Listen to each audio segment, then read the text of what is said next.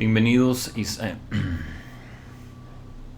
saludos y bienvenidos a este video. Vamos a estar estudiando en este video Saludos y bienvenidos. En este video vamos a estar estudiando la primera porción del libro de Daniel, específicamente los capítulos 1 al 6. Los capítulos 7 al 12 vamos a tratar en el próximo video. Ahora vamos a hacer un resumen rápido del libro de Daniel por un par de razones. Primero, Daniel tiene unas cosas importantes para decirnos sobre la venida de Cristo. Entonces es importante para nuestro entendimiento de la naturaleza cristotélica del Antiguo Testamento. Acuérdense que cristotélica quiere decir que tiene Cristo como su telos, su fin, su propósito. Segundo, en muchas exposiciones populares, este libro es visto primariamente como un libro enfatizando lo que llamamos el todavía no. Los últimos tiempos, típicamente alrededor de la segunda venida de Cristo, el milenio, etc. Como van a ver claramente, mientras yo creo que hay material profético en este libro relacionado con la segunda venida de Cristo, en general yo diría que hay mucho menos de lo que la gente piensa. Ahora bien, el libro en sí, los primeros capítulos de Daniel son muchas historias y realmente poca profecía. Y estas son historias bien conocidas por la iglesia: el horno de fuego, el foso de leones, etc. Entonces vamos a enfocar en las secciones proféticas, pero primero ocupamos un poco de trasfondo. Entonces quisiera que abren sus Biblias a Daniel capítulo 1 para tener este contexto. Muy bien, el contexto histórico de este libro es bastante importante también, como sabrán. Esto es en un tiempo de la opresión babilónica de Judá y el exilio del pueblo de Dios de su tierra por su rebelión y apostasía, cosa que vemos en Segunda de Reyes 2:24. Ahora, habían tres olas de exilios llevados a Babilonia bajo tres reyes de Judá, bajo el rey Joacim, rey Joaquín y el rey Sedequías. Y todo esto culminó en la destrucción de Jerusalén. En cuanto a la fecha, el tercer año del rey Joacim de Judá, si vemos Segunda de Reyes 23:36, es básicamente el año 605 a.C. Entonces Daniel fue llevado en la primera ola. Y como sabrán o como podrían ver, Joacim reinó durante 11 años. Ahora, Daniel vive no solamente bajo los babilonios, sino también bajo los persos, quienes conquistaron a Babilonia en el año 539 a.C. Entonces, al fin hubiera sido un hombre más o menos viejo, y también los otros jóvenes cuando fueron llevados al cautiverio, ¿verdad? Si notamos la descripción de ellos en el versículo 4, que los llama jóvenes, ¿verdad? Ahora, empezando en el capítulo 2, versículo 4, y continuando hasta el capítulo 7, el libro es escrito no en hebreo, sino en arameo. ¿Por qué? Recuerdan lo que dice 1:4, la lengua y la literatura de los caldeos. El arameo, no el caldeo, era el idioma oficial de la correspondencia gubernamental, política, etc. de Babilonia. Además, un factor podría ser que estas profecías tenían la intención de tener un mayor lectorado. Por ejemplo, los caldeos, los persos, etc. Por lo menos estos hubieran sido más accesibles a ellos por si tenían interés, ¿verdad? Muy bien, vamos a ver rápidamente algunos aspectos importantes en cuanto a las fechas de diferentes profecías. Empezando con la visión de la estatua y la piedra que encontramos en el capítulo 2. Este evento o esta visión ocurre en el tercer año de Nabucodonosor. Es una visión de lo que habrá de suceder. Esto es algo que vemos en Daniel 2:28, 29, 36 y 45. Diferentes partes del cuerpo o materiales en la estatua se explica que son 4 diferentes reinos que luego son derrotados por el reino de Dios, simbolizado por una roca. Pero esta es una visión muy parecida, con detalles adicionales en el capítulo 7, en la visión de las 4 bestias. Ahora, la roca es un reino establecido por Dios, como vemos en los versículos 44 al 45, que nunca será destruido, que nunca será dejado a otro pueblo, porque una vez que llega a poder no habrá sucesores, y que destruirá los otros reinos. Ahora, algunas preguntas acerca de la profecía que no se contestan directamente por la interpretación que da Daniel son, por ejemplo, ¿cuándo pasarán estas cosas? Daniel no nos dice. ¿Cuál es la identificación de los diferentes reinos? La mayoría de los eruditos, y creo que esto es correcto, toman estos reinos como Babilonia, Medo-Persa, Grecia y Roma. Esta es la interpretación más aceptada, aunque sí existen variaciones, pero no creo que hay que comentarlas. Ahora, el libro de Daniel, en otras secciones, indica que los sucesores al reino babilónica eran los caldeos o medo-persa, ¿verdad? Y esto lo vemos en capítulo 5, versículo 30, por ejemplo. La identidad del tercer reino tiene que ser los sucesores de los caldeos y los precedores de los romanos, lo cual es Grecia, que luego se identifica en el libro de Daniel. Pero ¿de quién es el reino de la roca? Claramente esto es un reino divino, no cortada por manos humanos. Entonces tiene que ser el reino del Mesías o el reino de Cristo. Desde nuestra perspectiva, entendiendo la naturaleza cristotélica del Antiguo Testamento, entendemos que Él, Cristo, era la persona quien trajo el reino de Dios y derrotó los poderes del mundo. ¿Quién era el poder dominante cuando apareció Cristo? Sabemos que era Roma.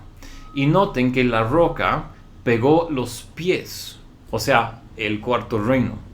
Definitivamente se refiere al primer advenimiento, pero no parece hablar de los eventos o realidades asociados con el segundo advenimiento de Cristo y la consumación o cumplimiento final del reino de Dios. Ahora, uno de los temas claves de la visión o del libro es presentando la superioridad o del reino de Dios en oposición a los reinos de este mundo. Eso es parte del propósito de esa visión y lo que está comentando. Si pasamos al capítulo 3, aquí tenemos la historia de la imagen y el horno de fuego. No hay material profético que existe o que aparece en este capítulo. Por eso no aparece en el PowerPoint que les estaba mostrando. Pero está conectado directamente con el capítulo 2 de forma temática. Nabucodonosor en el capítulo 2 acaba de tener una visión de una estatua que fue destruida. Entonces, ¿qué hace? Bueno, pasamos al capítulo 3 y construye una estatua para que la gente adore. Y esta conexión temática y esta serie de eventos nos da una idea de las convicciones espirituales que tenía Nabucodonosor, que realmente no eran o no tenía convicciones espirituales, por lo menos en relación al Dios verdadero. Los capítulos 4 y 5 relatan el sueño del árbol y la fiesta de Belsasar y la escritura en la pared. Daniel 4 trata el árbol, el sueño del árbol, y este capítulo es una carta personal a Nabucodonosor contando su sueño y la explicación de Daniel de la misma, su orgullo en su propio reino en 4:30, el castigo de Dios de ser convertido en una bestia, una característica de los gobiernos impíos en capítulo 7, y eventualmente se arrepienta y es restaurado. El material profético esencialmente en este capítulo se relaciona a la historia personal de Nabucodonosor. Noten lo siguiente: el tema de la superioridad del reino eterno de Dios sobre Babilonia. Por ejemplo, con referencia a capítulo 4, versículos 2 al 3. Esta se conecta con el reino del cielo establecido en la visión de 2, 44 al 45 y luego en Daniel 7. Además de eso, tenemos la explicación de Daniel, la explicación de Daniel es seguida por un llamado al arrepentimiento. Esto es lo que dice capítulo 4, versículo 27. Por tanto, oh rey, que mi consejo le sea grato. Ponga fin a sus pecados, haciendo justicia, y a sus iniquidades, mostrando misericordia a los pobres. Quizás sea prolongada su prosperidad. El sueño no es necesariamente libre de condiciones. Típicamente podemos asumir que el castigo prometido y las bendiciones son condicionales, basadas en la suposición que el estado corriente no cambiará. Sin embargo, Nabucodonosor no se arrepienta. Sigue actuando de forma orgullosa, es juzgado, restaurado y finalmente da gloria a Dios. En el capítulo 5 tenemos la historia de la fiesta de Beltsasar. Ahora, Beltsasar es un descendiente de Nabucodonosor, el hijo de Nabonido, quien es llamado su padre en versículo 2. Pero esto también puede significar en el arameo o el hebreo descendiente, no necesariamente padre o hijo, ¿verdad? Entonces la mano aparece, escribe algo en la pared y Daniel es llamado para leerlo. Los hombres de Babilonia no lo pueden leer, es típico, ¿verdad?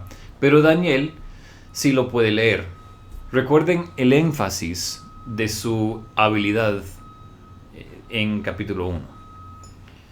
Se le recuerde a Beltsasar de la gran posición de Nabucodonosor y lo que pasó cuando él tuvo mucho orgullo en el capítulo 4.